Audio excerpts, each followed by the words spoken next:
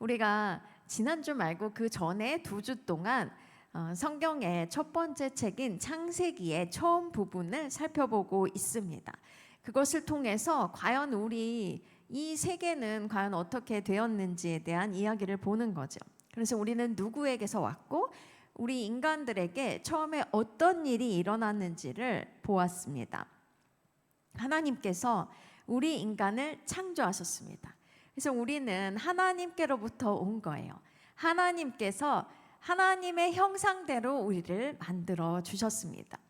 우리를 만드신 목적은 하나님을 영화롭게 하고 또 영원토록 하나님을 즐거워하는 것이에요.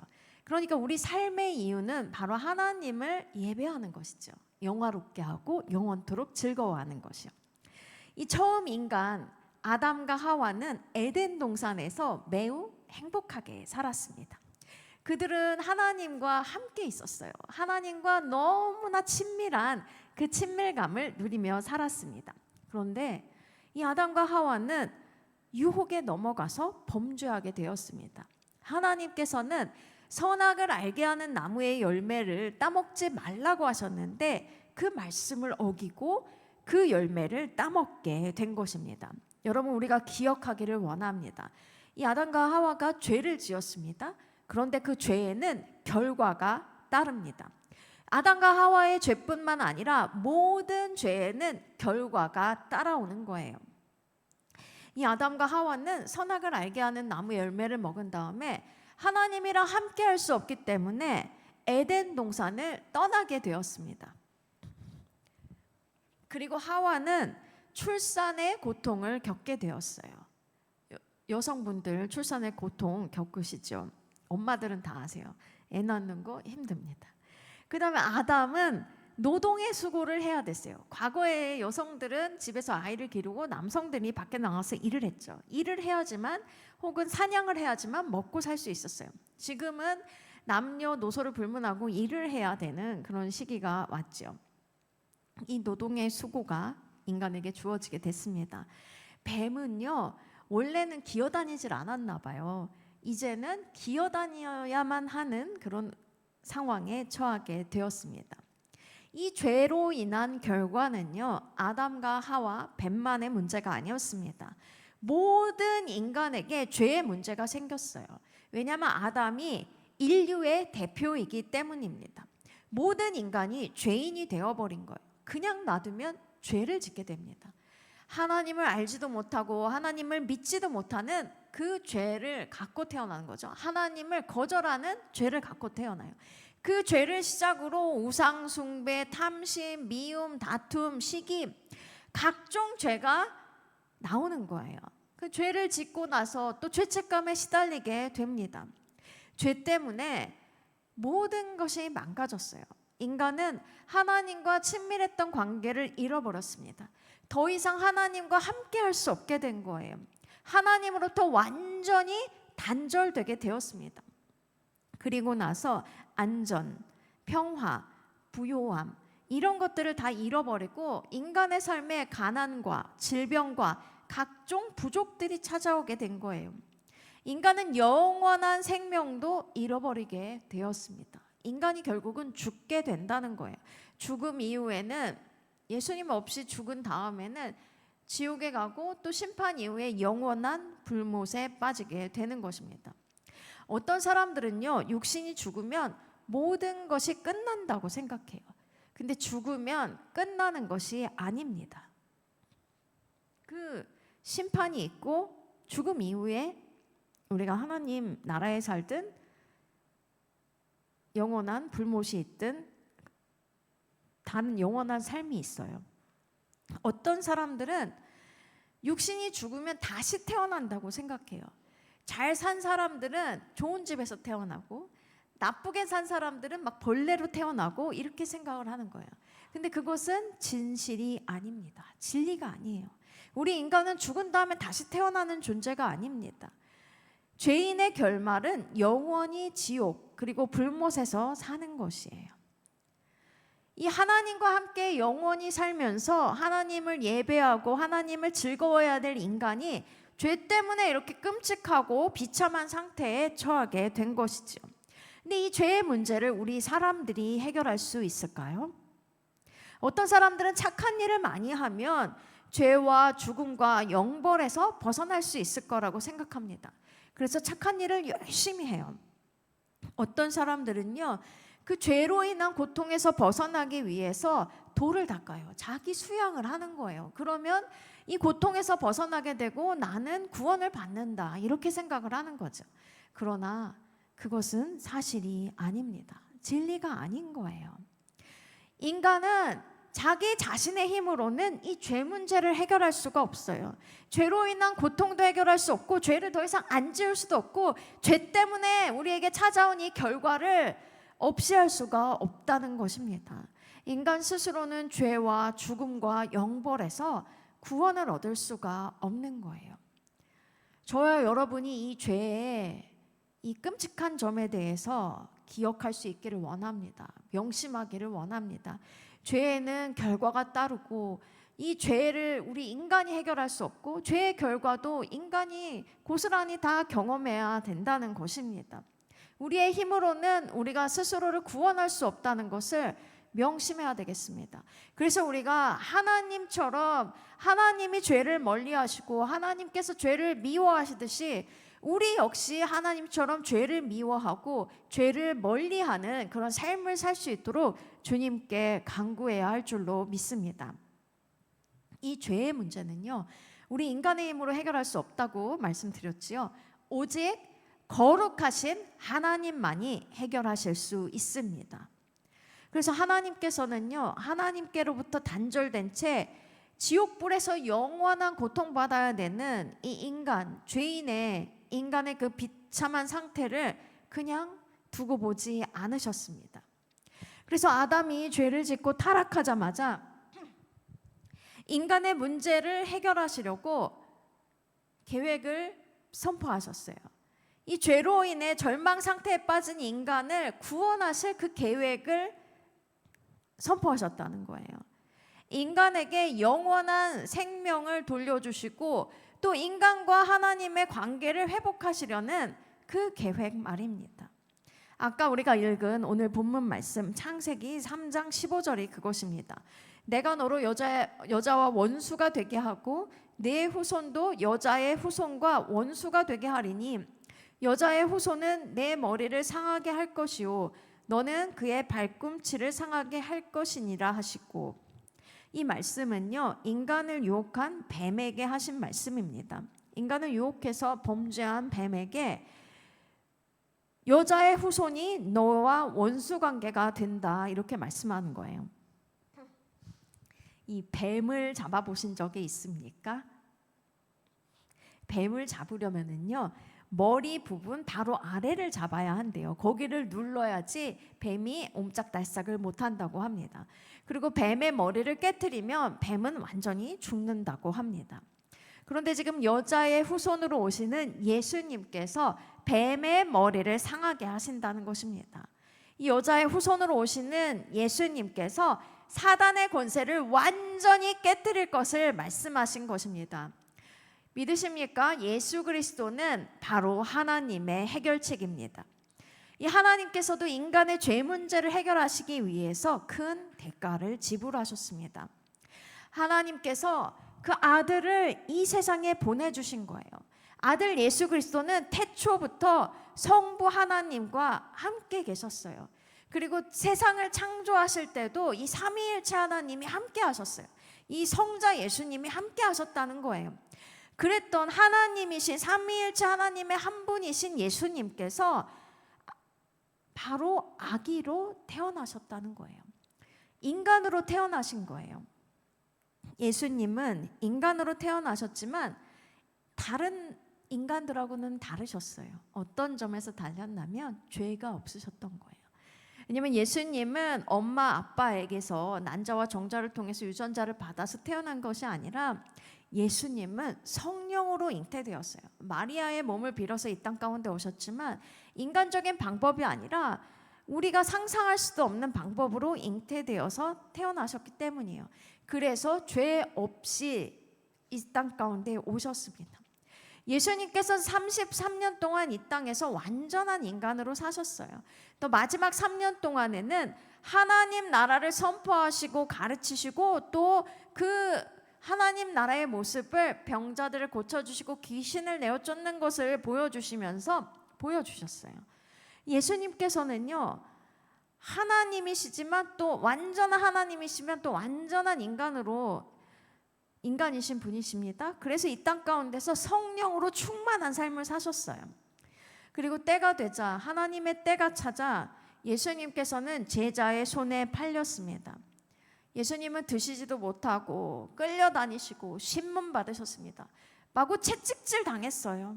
그리고 옷을 벌거벗김 당하셨습니다. 그리고 예수님은 십자가를 지고서 자기 몸도 하나 가누기 어려운 그 상황 가운데서 무거운 십자가 70kg나 되는 그 십자가를 지고서 언덕길을 올라가셔야 했습니다. 그리고 예수님의 손과 발에는 못이 박혔어요. 십자가에 달려서 죽으셨습니다. 이 십자가형은요, 사람의 몸이 중력 때문에 이렇게 내려가니까 숨을 쉴 수가 없다는 거예요. 그 숨쉬기 위해서 또 몸을 이렇게 숨을 들이마시면은 그때 막 이 못이 박힌 손과 발이 막 다 찢어지게 되고 피가 나온다는 거예요. 도대체 예수님께서 무슨 죄를 지으셨기 때문에 극악무도한 죄인들만 받는 이 십자가형을 받으셨을까요?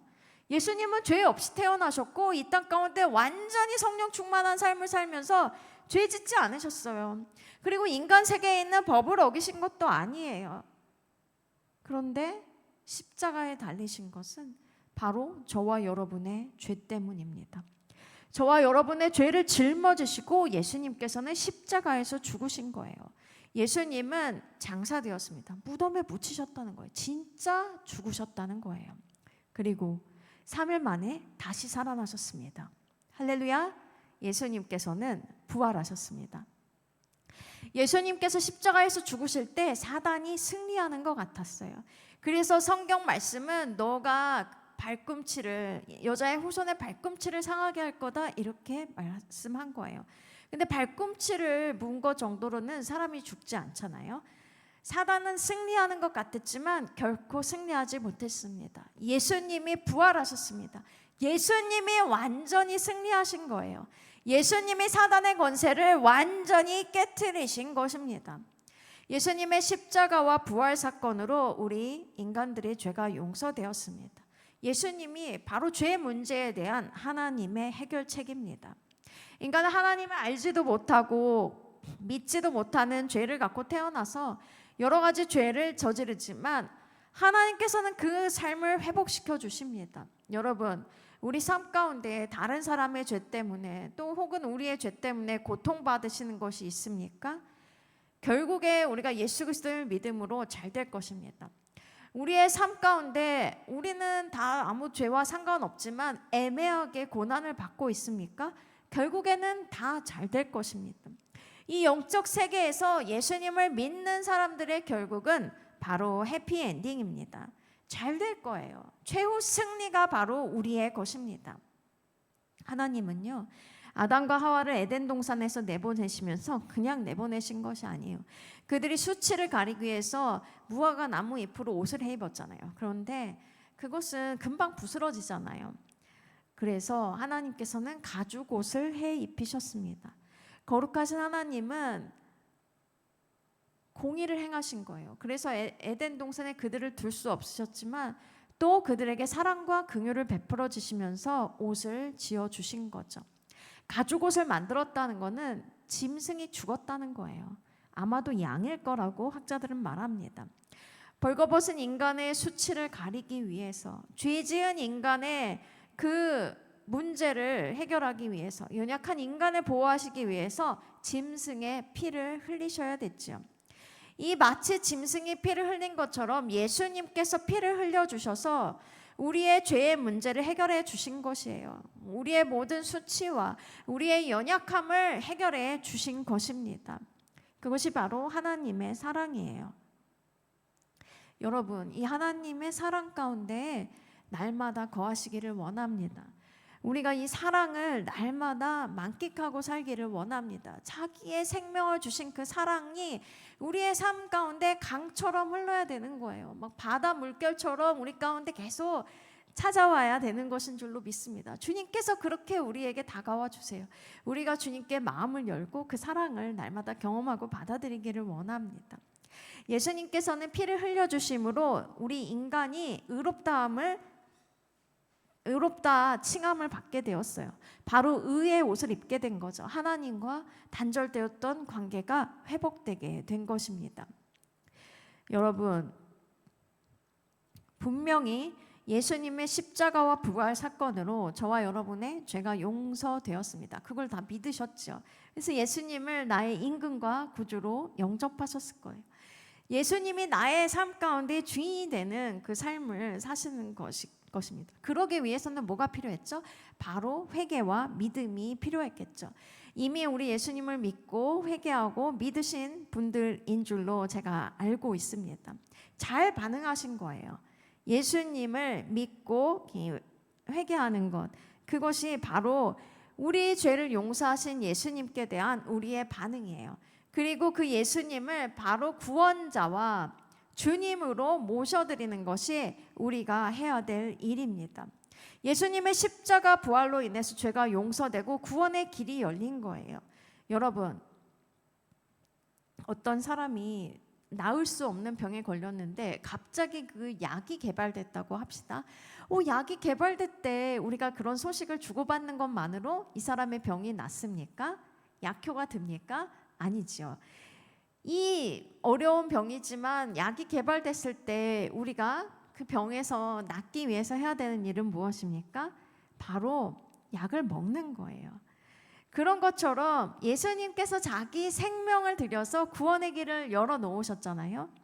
근데 바로 우리가 그 죄 문제를 해결받고 구원받기 위해서 해야 되는 일이 회개하고 믿는 거라는 거예요. 요한복음 3장 16절, 하나님이 세상을 이처럼 사랑하사 독생자를 주셨으니 이는 그를 믿는 자마다 멸망하지 않고 영생을 얻게 하려 하심이라. 믿어야 된다는 거예요. 나는 스스로 죄에서 구원받을 수 없는 존재인데 예수님께서 나를 구원하셨구나 하는 걸 믿는 거예요. 여러분, 이미 그것을 믿었다면 무엇입니까? 그래도 우리 삶 가운데 죄를 우리가 가끔 지을 때가 있잖아요. 막 습관적으로 짓진 않아도 아주 우발적으로 죄를 지을 때가 있어요. 그때도 우리가 우리 자신의 힘으로는 죄를 완전히 끊을 수 없고 이 죄를 짓는 이 육체로부터 완전히 벗어날 수 없지만 예수님께서 나의 죄를 용서하셨음을 믿고 주님을 의지하는 거예요. 그리고 예수님께서 내 안에 성령님을 주셨기 때문에 이 성령님의 능력으로 말미암아서 내가 죄 짓지 않고 살 수 있다는 것을 믿고 이 성령님을 의지하면서 죄를 완전히 끊어버리는 그런 삶을 살 수 있다는 것입니다. 왜냐하면 예수님께서 십자가에서 우리의 죄를 용서해 주셨고 또 우리를 올가매고 있던, 우리를 노예 삼고 있던 죄와 사망의 권세를 완전히 깨뜨리셨기 때문입니다. 이것이 바로 회개잖아요.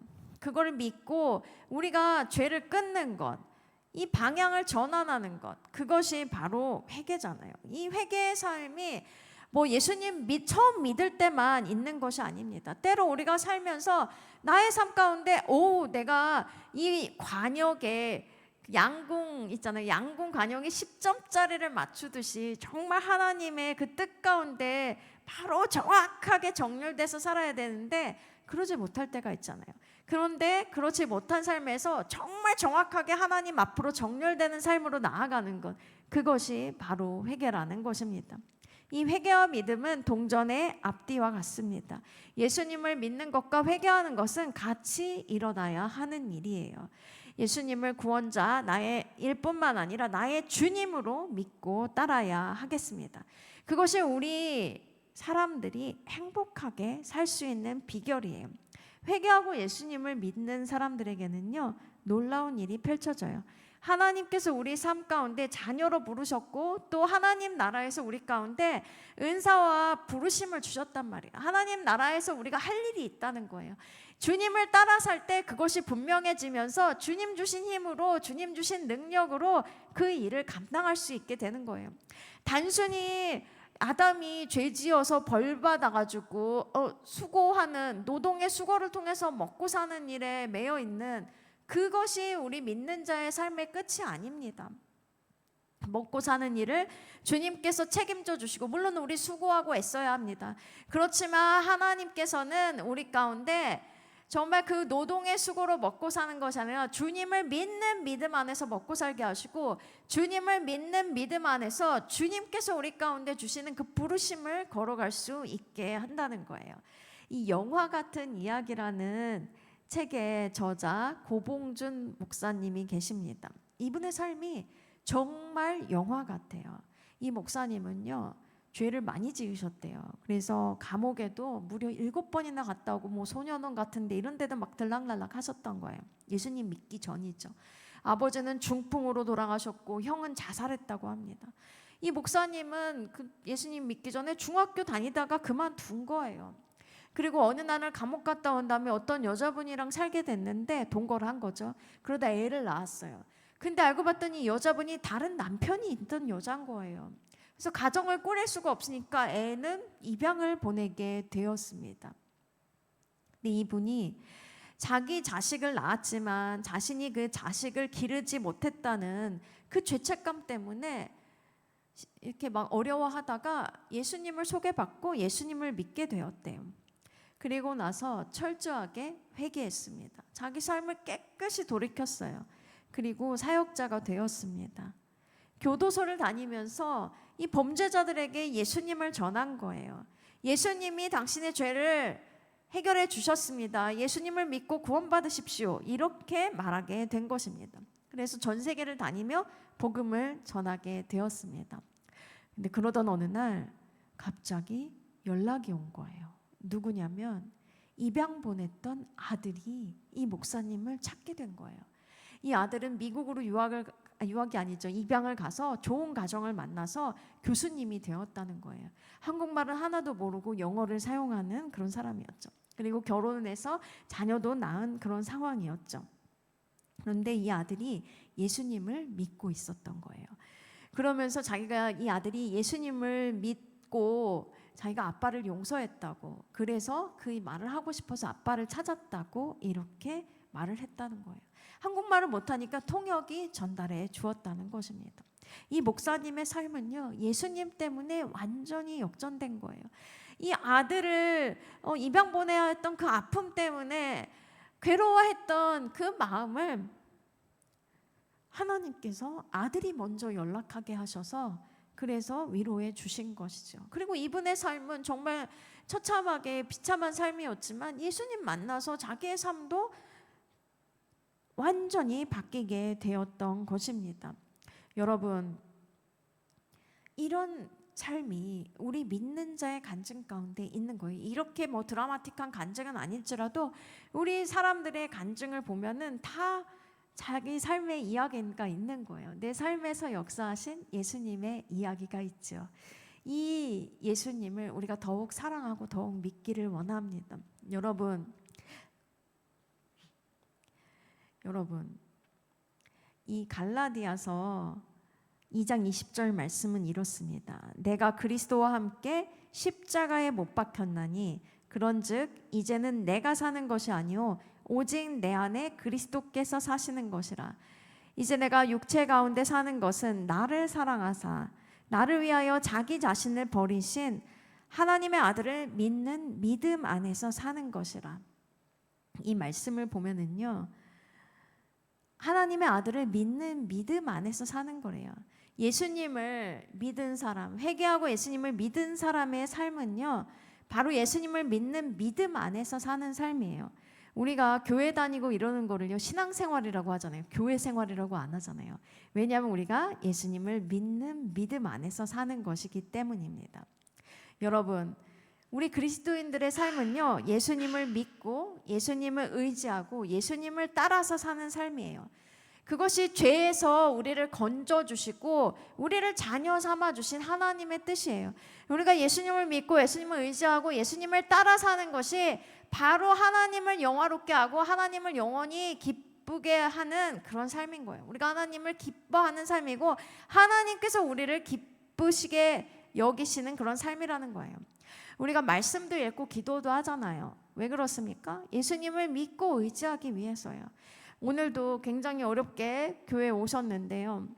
와서 하나님께 예배드리는 이유가 무엇입니까? 바로 우리가 하나님을 영화롭게 하고 하나님을 영원히 즐거워하는 것이 우리의 만들어진 목적이기 때문이죠. 그리고 예수님을 따르는 삶에는 하나님을 예배하는 것이 있어요. 하나님이 기뻐하시는 삶을 사는 것이 바로 예수님을 따르는 거예요. 그러니까 우리가 와서 이렇게 예배를 드리시는 것 아니겠습니까? 우리의 모든 삶이 예수님을 믿는 믿음 안에서의 삶이 되기를 원합니다. 우리가 먹든지 마시든지 학교에서 공부를 하든지 직장에서 일을 하든지 우리가 무엇을 하든지 주님을 믿는 믿음 안에서의 삶이 되기를 원합니다. 하루하루 주님을 믿고 의지하고 따라가면서 충실하게 살아가는 저와 여러분이 되기를 예수님의 이름으로 축복합니다. 그러면 우리가 함께 기도할 때 하나님 아버지, 저를 구원해 주셔서 참으로 감사를 드립니다. 하나님, 제가 주님 앞에 가는 그날까지 예수님을 믿는 믿음 안에서 승리하며 살 수 있도록 도와주시옵소서. 그리고 저의 주변에 아직도 회개하고 예수님을 믿지 않은 사람들이 있다면 믿고 구원받을 수 있도록 도와주십시오. 이렇게 우리가 통성으로 잠깐만 기도하도록 하겠습니다.